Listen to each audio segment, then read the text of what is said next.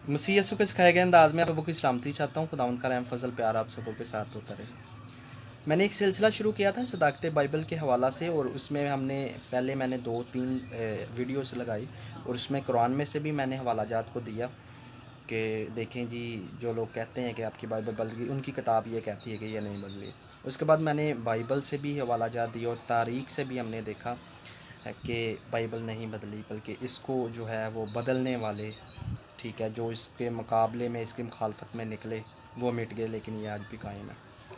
तो आज हम इस वीडियो में देखेंगे कि जो मुस्लिम ये दावा करते हैं कि देखिए जी हमारी किताब ये बयान करती है, उसमें ये आयात मौजूद हैं, तो आज हम उनके उलमा कराम के अल्फाज को चेक करेंगे उन्हीं आयात पर कि उनकी जो वो आयात पेश करते हैं, उनके उलमा कराम उस आयात के बारे में क्या राय रखते थे। मैं कोई अपनी बात दर्ज नहीं करूँगा, कोई बात भी, बल्कि मैं वही चीज़ें पढ़ के सुनाऊँगा जो मुस्लिम उलमा कराम ने जो है वो सदाकत बाइबल या उन हवालाजात पर पेश किए हैं। तो चलें शुरू करते हैं। सबसे पहली जो दलील है वो ये पेश की जाती है सूरतुल माइदा आयत नंबर 14 में लिखा हुआ है, ये लोग यानी कि अहले किताब कलमात यानी कि किताब को अपने मकामात से बदल देते हैं। तो मौलाना मौलवी वहीद जो है वो इस आयत की जो है वो तफसीर करते हैं और लिखते हैं कि यानी यहूदी एक लफ्ज़ की जगह दूसरा लफ्ज़ कह देते थे, ठीक है, बदलते नहीं थे। वो जो बात है वो बदलने की और होती है, तहरीफ की और होती है, अल्फाज बदलने की और होती है, ठीक है। मिसाल के तौर पर आपके कुरान में जो पुराना एडिशन था उसमें लफ्ज़ तू था, ठीक है, यानी कि ए मोहम्मद तो उनसे कह, और अब जो न्यू एडिशन है उसमें आप उनसे कह दीजिए। तो इससे क्या हुआ, इससे क्या साबित होता है? हरगिज़ ऐसा नहीं साबित होता कि बाइबल जो है वो बदल गई। अल्फाज बदलने से जो बाइबल नहीं बदल जाती, ना ही जो है वो ये चीज़ हुज्जत ठहरती है। तो इसके लिए एक और दलील मैं पेश करूँगा, वो ये है, हज़रत इमाम बुखारी इसके लिए कुछ यूँ फरमाते हैं। वो लिखते हैं कि वो यहूदी बदलते यानी हटाते हैं, लेकिन कोई शख्स नहीं जो किताब अल्लाह में से एक लफ्ज़ भी हटा सके, इसलिए बदल देते हैं। देने से मुराद उनके मायने बदल देते हैं, ठीक है, मायने बदल देते हैं। अच्छा, मायने बदलने से सियाक नहीं बदलता। सियाक वही होता है, जो चीज़ पहले से बयान की जा रही है वही होता है। मायने, एक लफ्ज़ के कितने मायने हैं। तो आज जिस दुनिया में हम, जदीद दुनिया में हम जी रहे हैं, इसमें हम देखते हैं कि एक लफ्ज़ के कितने मतलब निकलते हैं। मिसाल के तौर पर इंग्लिश को ले लें, तो इंग्लिश में लफ्ज़ एक ही यूज़ होता है, जिसे हम अंकल को ले लें कि अंकल लफ्ज़ है इंग्लिश में, ठीक है, और ये लफ्ज़ उर्दू में किन किन जो है वो शख्सियात पर हम इस्तेमाल कर सकते हैं, आप खुद अंदाज़ा लगा लें। फुफ्फड़ को भी कह सकते हैं, अंकल कह सकते हैं, ठीक है, बाहर किसी जिसको हम जानते नहीं उसको भी अंकल कह के मुखातिब कर सकते हैं, ठीक है, और भी जितने ऐसे रिश्ते हैं जिनको हम ये कहकर मुखातिब कर देते हैं। तो ये बदल जाना नहीं होता। अच्छा, उसके बाद जो दूसरी दलील है मुस्लिम हज़रात की, वो ये है सूरतुल निसा आयत नंबर 46 में कुछ इस तरह से मरकूम है।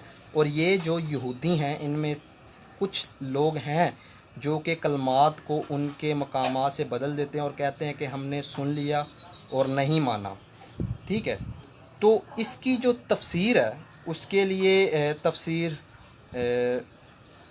मौलाना वहीद साहब फरमाते हैं कि इसमें लफ्ज़ एक आया रायना, तो उसका मतलब था कि हमारी बात सुनो, ठीक है, लेकिन यहूद इसको ऐसा मरोड़ कर कहते थे कि रायना की जगह रायना, ठीक है, हो जाता था, और ये एक गाली थी। ये बकौल जो है वो मौलाना वहीद के है, ठीक है। अच्छा, उसके बाद मिसाल के तौर पर एक और भी तफसीर है, जलादीन में इसकी तफसीर की है।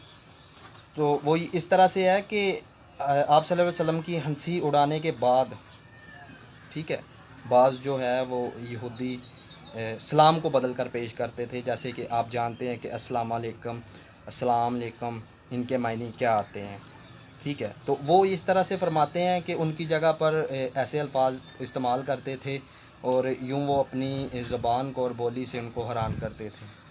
ٹھیک ہے.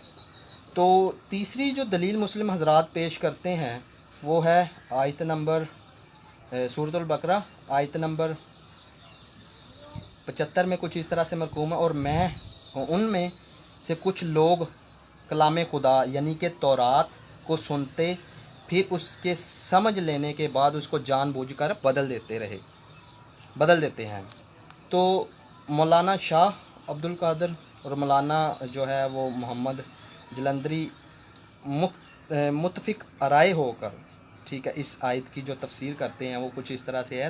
تحریف میں اختلاف ہے. بعض علماء کہتے ہیں کہ لفظی تھی یعنی الفاظ بدل دیتے تھے، اور بعض کہتے ہیں کہ معنی تھی یعنی کہ بگاڑ دیتے تھے.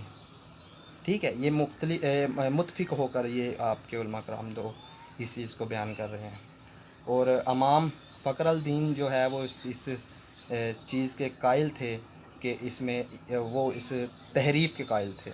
آپ کے بہت سارے علماء اس بات سے متفق نہیں تھے، اور بہت سارے علماء جو ہے وہ اس بات سے متفق ہیں، ٹھیک ہے، کہ بائبل نہیں بدلی، اور کچھ کہتے تھے بدل گئی. ٹھیک ہے.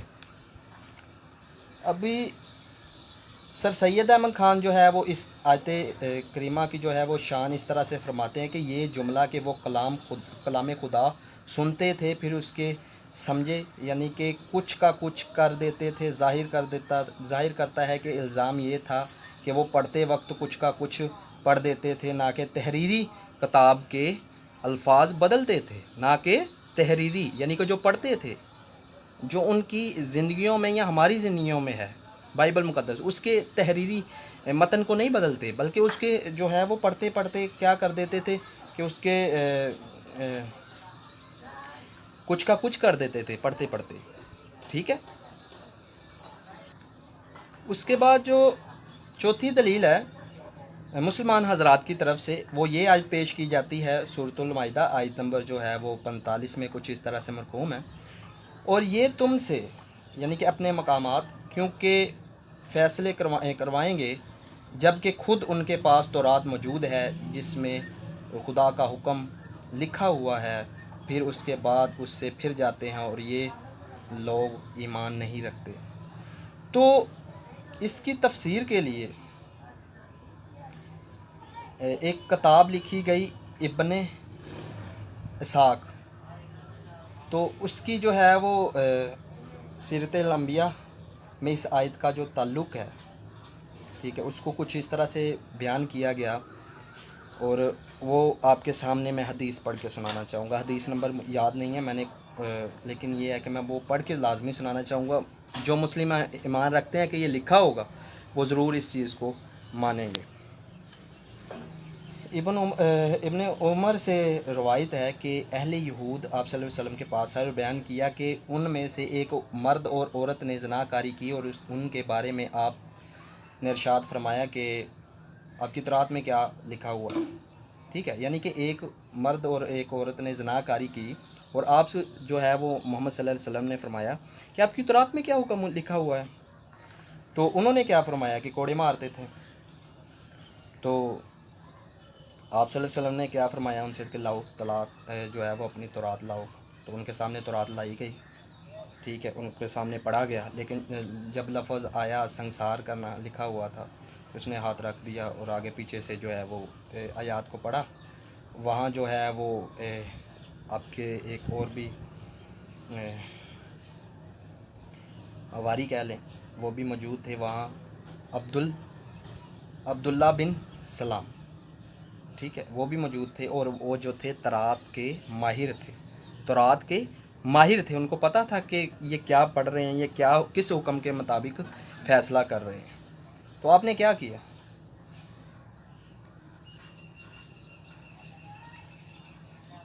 تو آپ نے نہایت ادب سے عرض کیا کہ یا رسول اللہ، ٹھیک ہے، یا رسول اللہ، آپ صلی اللہ علیہ وسلم حکم دیں کہ یہ ہاتھ اٹھائیں.